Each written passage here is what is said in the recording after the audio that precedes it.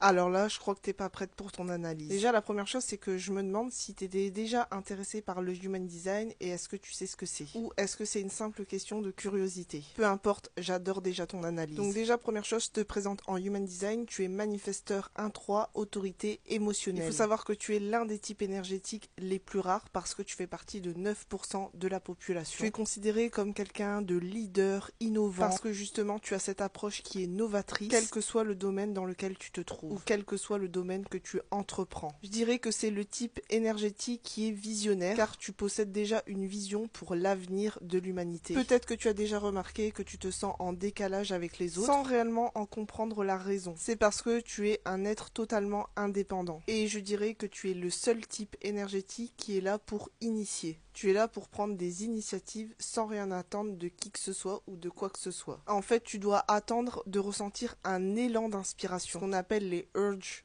Et pour passer à l'action, ça va être intéressant et stratégique pour toi d'informer les personnes susceptibles d'être impactées. Quand tu y réfléchis, en fait, c'est totalement logique. Tu vas informer pour éviter certaines résistances, notamment la colère qui est le thème de non-soi du manifesteur. C'est ce qu'on appelle l'impact énergétique lorsque tu es désaligné. Et tu vas te rendre compte que informer, c'est pas demander la permission. Tu fais point, tu le dis point. Parce que peut-être que tu n'en as pas conscience, mais tu as un grand impact. D'ailleurs, si je peux donner une image au manifesteur en human design, je dirais qu'on l'appelle le loup solitaire. T'es pas là pour suivre l'équipe, t'es là pour la diriger. Tu es donc conçu pour démarrer des projets et pas forcément les terminer. Parce que tu as le centre sacral non défini. C'est-à-dire que tu n'as pas accès à l'énergie de façon constante et durable. En fait, je dirais que tu as plutôt des pics d'énergie. Le conseil que je peux te donner ici, c'est si tu as un projet, que tu es en train de travailler dessus pendant 3 jours, je t'invite à te reposer autant de temps que tu as travaillé.